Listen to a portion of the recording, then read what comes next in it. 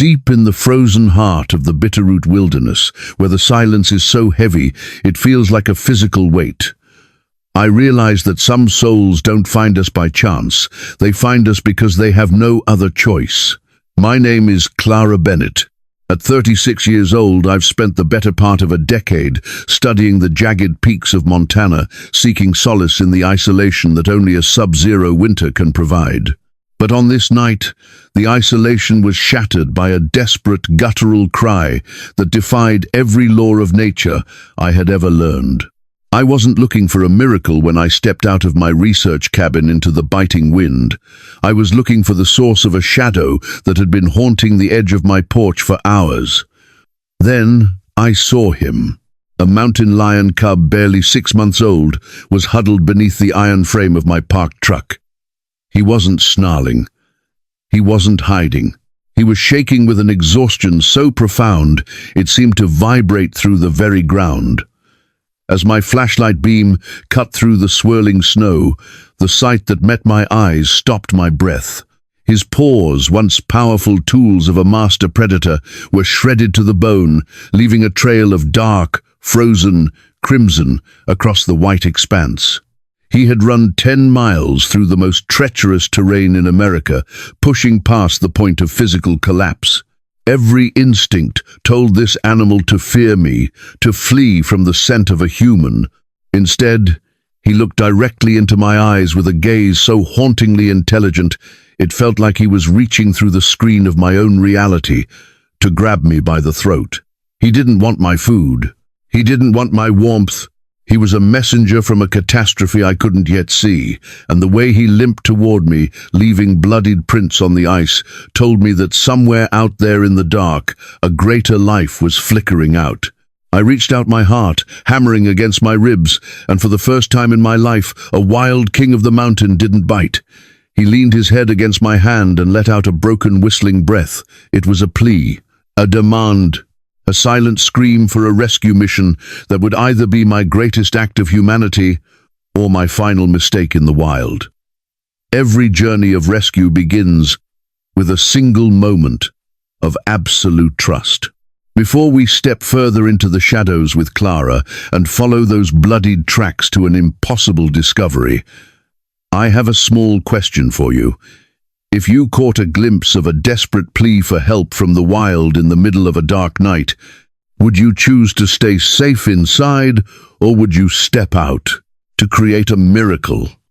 Please, tell me what time it is, where you are, and what city you are watching from. I truly want to know how far this story has traveled, and how many hearts are beating with us right now. Drop your thoughts in the comments below. I read every single one.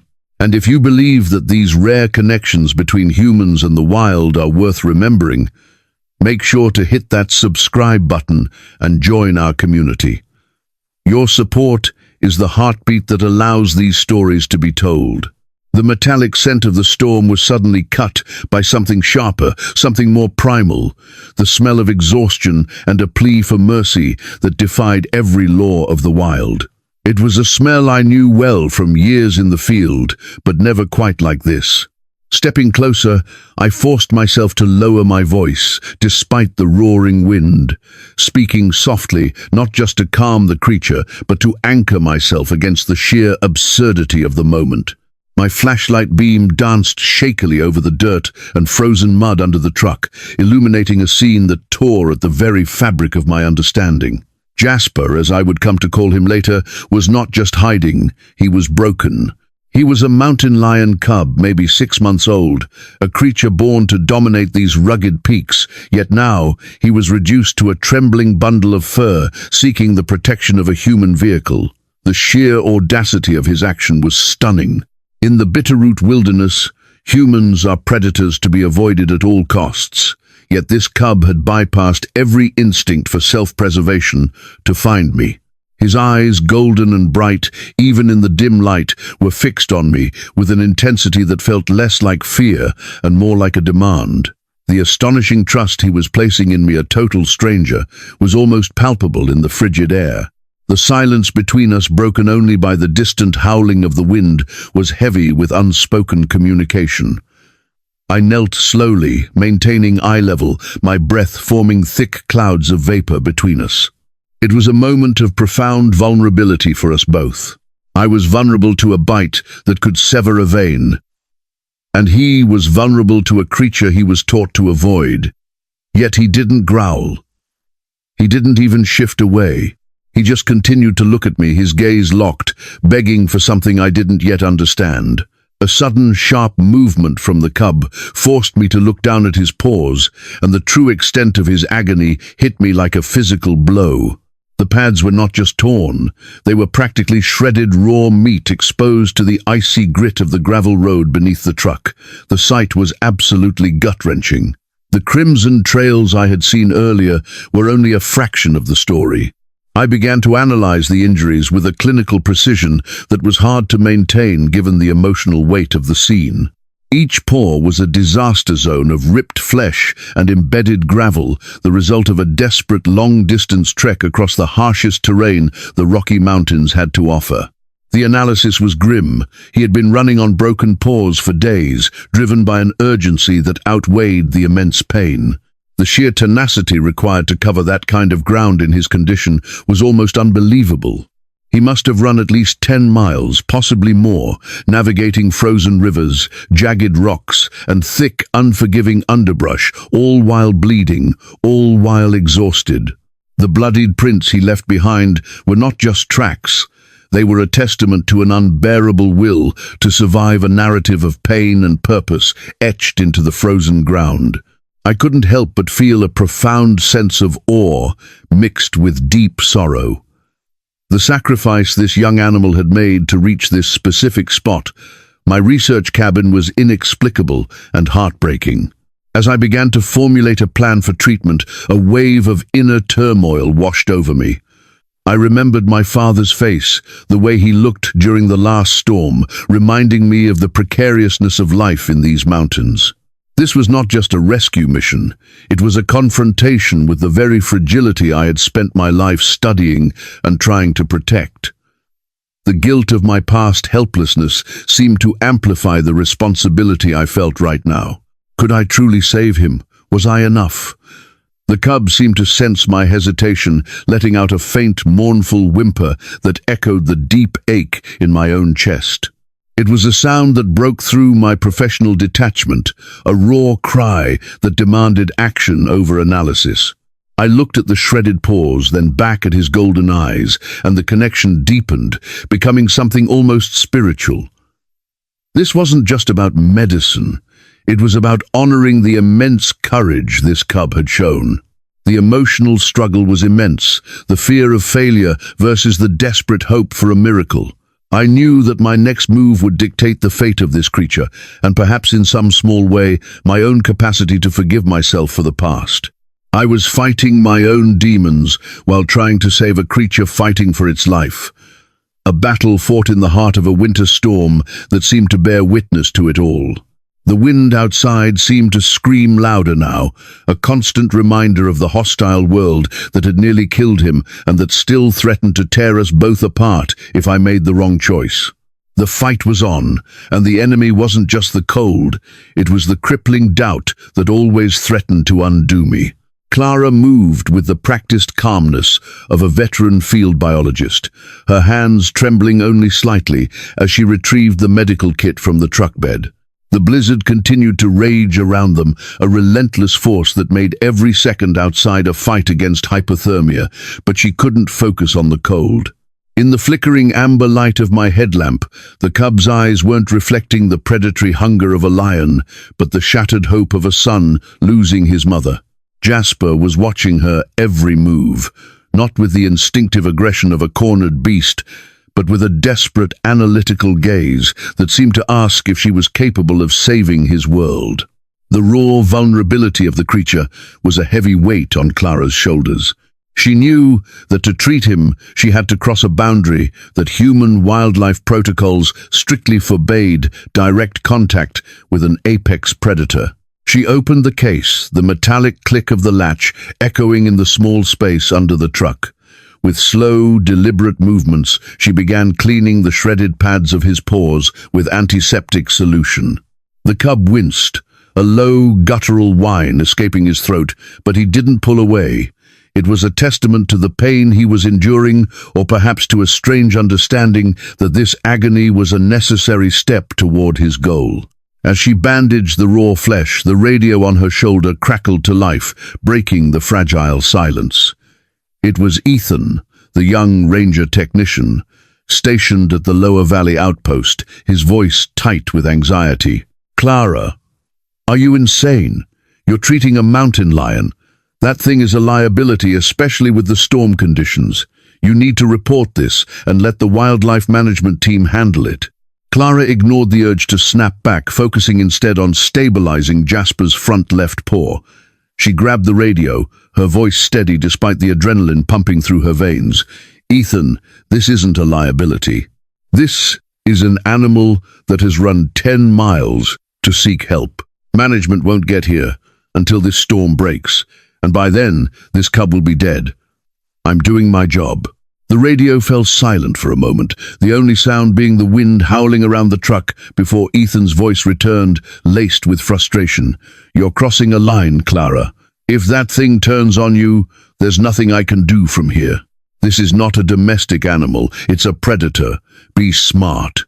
Ethan's caution was rational, but it lacked the understanding of the deep, unspoken connection Clara had just felt. She knew the risks, but she also saw the purpose in Jasper's eyes. As she finished bandaging the final paw, Jasper shifted, no longer just trembling but looking toward the dense black tree line of the mountain ridge. It wasn't a random look. It was a gaze filled with direction. Clara recognized that look from years of observing animal behavior in distress. He was trying to tell her something. The realization struck her with the force of a physical blow. He wasn't here just to be saved. He was a guide. The struggle in her mind was intense. Every training protocol screamed that she should put the cub in a crate, wait for the storm to pass, and transport him to a facility. Yet her intuition told her that if she stayed here, she would be failing the very creature that had entrusted her with his life. The cub took a tentative step forward on his freshly bandaged paws, then looked back at her, a clear communication, asking her to follow. The boundary of trust was no longer just between her and Jasper. It was a boundary between her fear of the unknown and her duty to the wilderness she had sworn to protect. She realized that the threat wasn't just to the cub. The shattered hope in his eyes suggested a catastrophic event had occurred further up the mountain, a tham hoa that was endangering his mother. The psychological weight was crushing. She had to choose between the safety of her cabin and the unpredictable dangers of the mountain in the middle of a blizzard. Ethan was screaming in her ear again, but she was barely listening. She was looking at Jasper, who was now patiently waiting his gaze, holding her accountable. The boundary was crossed not by the medicine but by the understanding that his fate was now hers to influence. The decision was made not with a logical analysis of risks, but with a sudden, profound acceptance of a responsibility that went beyond her job description. She packed the remaining supplies, knowing that she was about to do the unthinkable. She was going to follow a wild animal into the heart of a storm.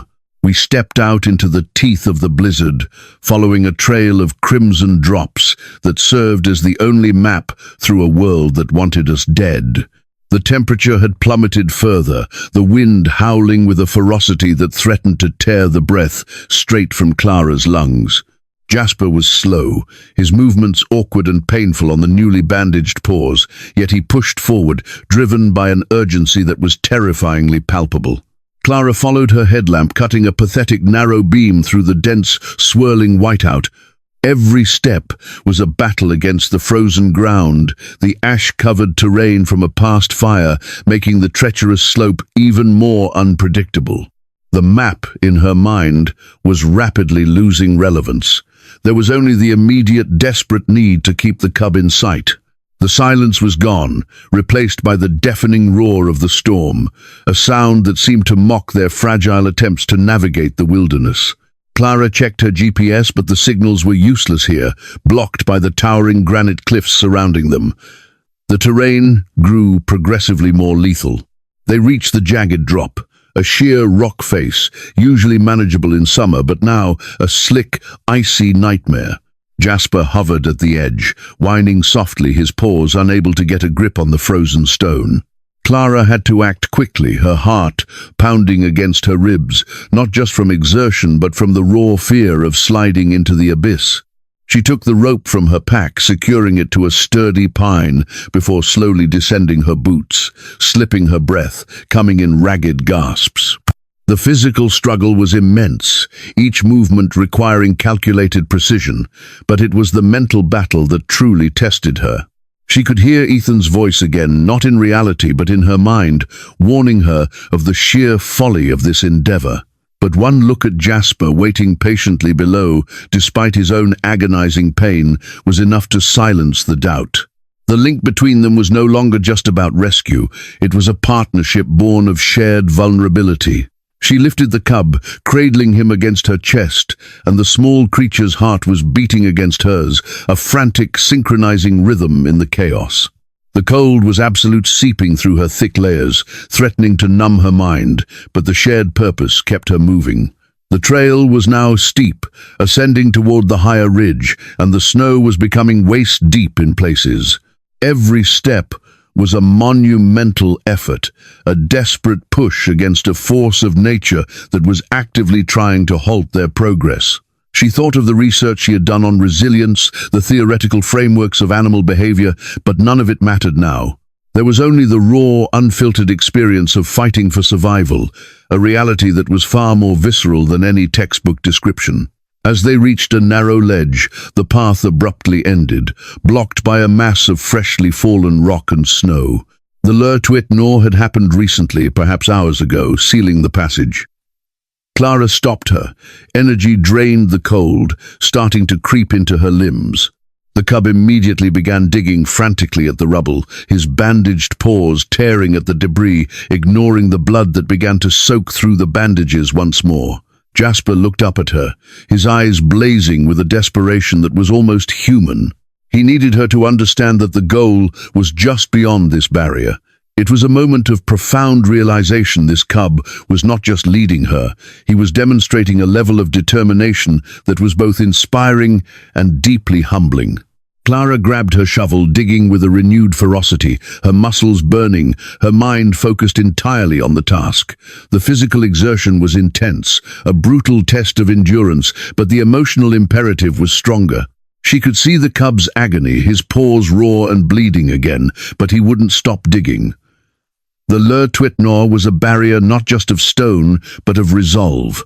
As she cleared the last of the rubble, the path opened up, leading toward the final ascent. She looked at Jasper, who was now panting, his head hanging low, but his eyes still fixed on the ridge. The shared struggle had forged a bond that was stronger than any professional boundary, a testament to the raw, unyielding power of life, fighting against the odds. The wind continued to scream, but in that moment of cleared path, there was a fragile sense of victory. The adrenaline was fading, leaving behind a bone-deep exhaustion, but the focus remained sharp. Clara knew they were close. The air felt different here, colder and more intense, a sign of the deep gorge they were approaching. Jasper took a step, then hesitated, his gaze shifting from the trail to Clara, as if preparing her for what lay ahead. The jagged cliffs of Devil's Throat loomed above us like the ribs of a giant, and there, buried under the debris of a massive rockslide, lay the queen of these mountains. The silence here was suffocating, broken only by the mournful whistling of the wind maneuvering through the narrow gorge. Sasha, the majestic mountain lion, was practically invisible against the grey granite, her body pinned beneath a monolithic boulder that must have weighed thousands of pounds. Clara rushed forward, her flashlight beam scanning the scene, her heart stopping as she realized the severity of the situation. The air felt heavy, charged with the palpable aura of death. Sasha was alive, but barely. Her eyes were clouded with pain, her breathing shallow and ragged, yet she managed to lift her head slightly as Jasper, limping on his bandaged paws, approached her. The scene was heartbreaking. Sasha, a predator that commanded fear and respect across these mountains, was reduced to a state of utter helplessness, a victim of the same wild terrain she once ruled. Jasper immediately began to nuzzle his mother, whimpering softly, his small body shaking with a mixture of terror and relief. Sasha, despite being on the brink of death, used the last vestiges of her strength to lick her son's ears. A quiet, gentle gesture of maternal love that transcended the pain. The raw tenderness of the moment was so profound it seemed to stop time in the frozen gorge. Clara could feel the lump in her throat thickening. She had seen nature's brutality countless times, but this quiet, desperate love was almost too much to bear. She knew she had mere hours, perhaps minutes, before Sasha succumbed to her injuries. The boulder was pinning her back right leg, the fracture likely compound, and the threat of internal hemorrhaging was immense.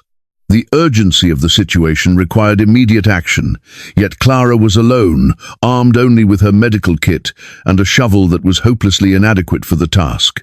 The realization of her own helplessness was a cruel blow, making her feel small against the sheer scale of the tragedy. Just as despair began to settle in, a figure emerged from the swirling snow behind them. It was Ethan, the young ranger technician, his face pale and etched with exhaustion. He had overridden his own caution and driven the specialized rescue truck as far as the terrain allowed, bringing with him a heavy hydraulic lifting jack and structural braces. "I couldn't just sit there and let you die out here, Clara," Ethan shouted over the wind, his voice strained. "But if this works, we need to move fast." His sudden appearance was a beacon of hope in the dark, a validation of the gamble Clara had taken. They didn't have time for a detailed plan. The situation was too fluid and dangerous. Ethan immediately began positioning the jack, his movements practiced and efficient, while Clara kept a vigilant watch on Sasha's deteriorating condition. The task was immensely complex. The rock slide had left the boulder balanced precariously, and any misstep could cause the entire gorge wall to collapse on them. The emotional tension was suffocating. Clara watched as Sasha, despite the pain, continued to offer Jasper small comfort. Licks her gaze, fixed on her son, with an intensity that suggested she was passing on a legacy of survival. It was a scene of staggering contrast, the brutal force of the mountain against the fragile resilience of life. The Queen of the Mountains was fighting not just for her own life, but for the safety of her cub. Clara knew that saving Sasha was now personal, a testament to the belief that the wild was not just a place of survival, but of connection and spirit. The cold was biting, their hands were freezing, but the imperative to save this magnificent creature fueled them with a strength they didn't know they possessed. Every action was a battle, a desperate race against a force of nature that was slowly sealing Sasha's fate. The silence of the gorge was now filled with the sound of their struggle, a testament to the fact that in the heart of the wild, hope was often found in the most desperate places. The sound of the hydraulic jack groaning against the granite felt like the heartbeat of the mountain itself, a slow, agonizing struggle between life and the cold indifference of stone. Clara watched, muscles taut with tension, as Ethan worked the lever, the massive boulder lifting millimeter by millimeter. Sasha's labored breathing. Jasper huddled nearby, his eyes wide with a terror that seemed to paralyze him, watching the rescue with a haunting intelligence. The danger was not just in the weight of the rock, but in the unstable ground beneath them. A small tremor ran through the canyon, and for a terrifying second, the boulder shifted, threatening to collapse entirely and bury them all. Clara screamed for Ethan to freeze her heart, slamming against her ribs, the adrenaline turning the cold air into sharp needles in her lungs. Ethan held his position, his face masked in concentration, sweat dripping down his forehead, despite the freezing temperatures. "If this slips, Clara, we're done, Andy," he murmured, his voice tight but remarkably steady. Clara nodded, her gaze fixed on the trapped leg of the mountain lion queen. She knew that even if they lifted the rock, the damage to Sasha's limb was likely irreversible. The psychological toll of the situation was immense. They were fighting a battle against nature that seemed already lost. But the thought of giving up was unacceptable. She had promised the cub in her own silent way that she would do everything in her power. The hydraulic jack hissed a final desperate burst of pressure, and the boulder moved just enough. Sasha screamed, a sound so raw and filled with pain it shook Clara to her core. With a desperate heave, Ethan pushed the boulder away and Sasha was free, but the cost was devastating. Sasha collapsed, her leg visibly shattered, a broken mess of fur and bone that made Clara's stomach turn. The lioness was too weak to stand, her eyes glazing over the fight, finally draining out of her. Jasper ran to her, whining, licking her face, but she didn't respond.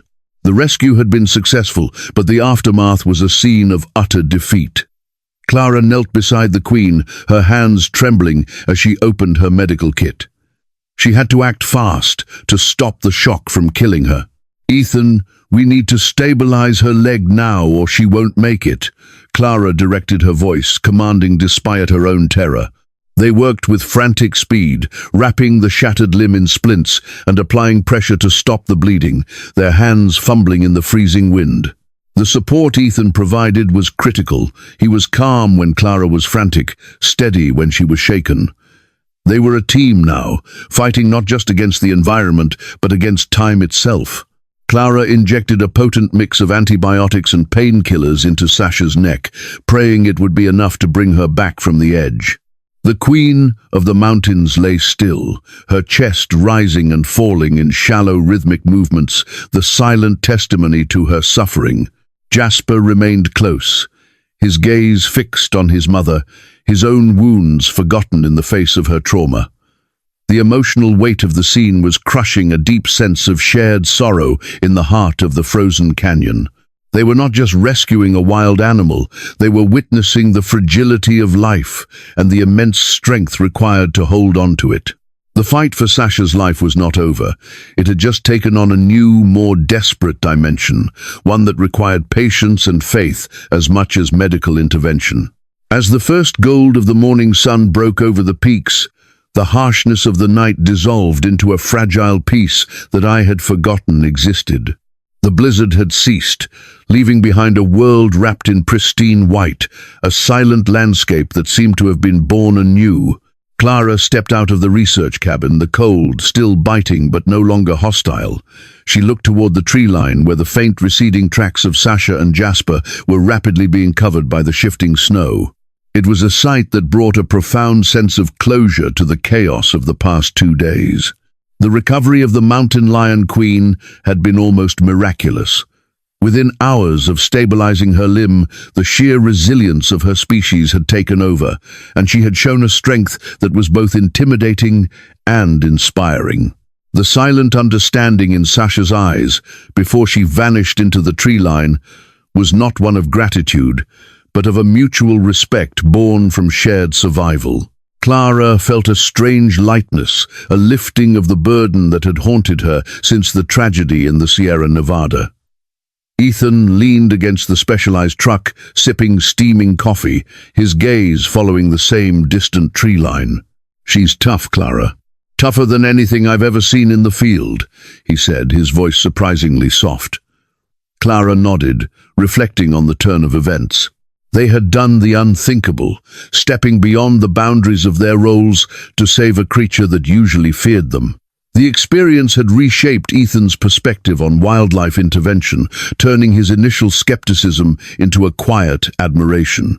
They spent the next hour documenting the incident, the raw data they gathered now serving as a testament to the unpredictable nature of the wilderness.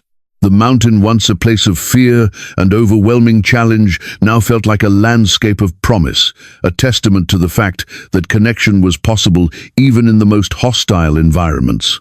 The fear that had once defined Clara's interaction with the wild was replaced by a profound understanding that she was part of the ecosystem, not just an observer of it. Exactly 1 year later, during the first snowfall of the new winter, the past returned in a way Clara never imagined. She was checking the sensors on the porch of the research cabin when she heard a low, familiar growl. Her heart stopped, a sudden flashback to the terrified cub that had once huddled beneath her truck. It was Jasper, but he was no longer a cub. He was a fully grown mountain lion, muscular and commanding, standing at the edge of the clearing. His eyes, fixed on Clara, held a gaze that was instantly recognizable, hauntingly intelligent, yet now tempered with a calm confidence. He didn't approach, but merely stood there, as if acknowledging the one who had altered his fate. Clara stood frozen, paralyzed by the sheer audacity and beauty of the moment, realizing that the wild remembered. Jasper took one step forward, placing something on the porch floor, then turned and vanished into the darkness of the pines. Clara slowly walked over her flashlight, illuminating a strange gift, a rare, perfectly intact obsidian arrowhead, surrounded by a ring of dark, crimson-stained pebbles, a replica of the bloodied trail he had once walked. It was a profound symbol of the life he had been given, a Mon Qua, that bridged the gap between human kindness and wild resilience. The message was clear, a silent acknowledgement that the bond forged in the heat of the rescue had endured. Clara picked up the arrowhead, the cold stone warm in her hand, feeling a sense of connection that no scientific study could ever quantify. She understood now that they hadn't just saved an animal. They had etched a story into the wilderness, a memory that would resonate in these mountains long after they were gone. The wild had whispered back, not in words, but in the enduring spirit of the creatures that called it home. Part 8. The lasting echoes of the wild, 700 words. They say the wild doesn't remember kindness, but after that night I realized that the wild is the only place where kindness is never wasted and never forgotten. The arrowhead Jasper left behind on my porch was not merely an object, it was a testament to the fact that we are not separated from nature, but intrinsically linked to it. The trauma of the blizzard had stripped away the superficial layers of my professional detachment, forcing me to confront the raw, unvarnished truth of survival. Saving Sasha wasn't just a rescue, it was a profound act of healing that closed the wounds of my own past. The mountain, which had once been a monolithic entity of grief and loss, was now a landscape teeming with memory, promise, and a fragile, enduring connection. I found myself looking at the jagged peaks not with fear, but with a newfound reverence, understanding that they were not just a backdrop to my life, but a living, breathing participant in it. The lessons I learned from a mountain lion cub's desperate plea were more profound than any theory I had ever studied. This journey taught me that true conservation requires more than just scientific knowledge. It demands empathy. We cannot protect what we do not understand, and we cannot understand what we do not feel a connection to. The story of Sasha and Jasper is a reminder that the wild is not a resource to be managed, but a sacred trust to be honored. Every animal, every plant, and every rock in the Bitterroot Wilderness has a role in the intricate tapestry of life. When we save a life, we are not just preserving a species, we are validating the interconnectedness of all things. I hope this story inspires you to look closer at the world around you, to find the beauty in the struggle, and to recognize that even the smallest act of kindness can create ripples that change the course of nature. My advice to anyone facing their own desolate mountain is to find a moment of trust, even if it feels terrifying. The healing I found in the eyes of a dying lion is a gift I hope to share through these narratives. The wilderness is not just a place to visit, it is a mirror reflecting the strength and vulnerability of our own humanity. The bond between human and animal is one of the most profound connections we can experience, a testament to the universal language of survival and compassion. If this story touched your heart, take a moment to let me know. Just drop a simple 0 or 1 in the comments below. It's a small way to show that you felt something too. And if you believe that moments like this between humans and the wild are worth remembering, make sure to subscribe and stay with us, because next time, I'll take you on another true story. One that might just change how you see the world forever. The mountains are waiting, and so are the stories they hold within their silent, frozen heart.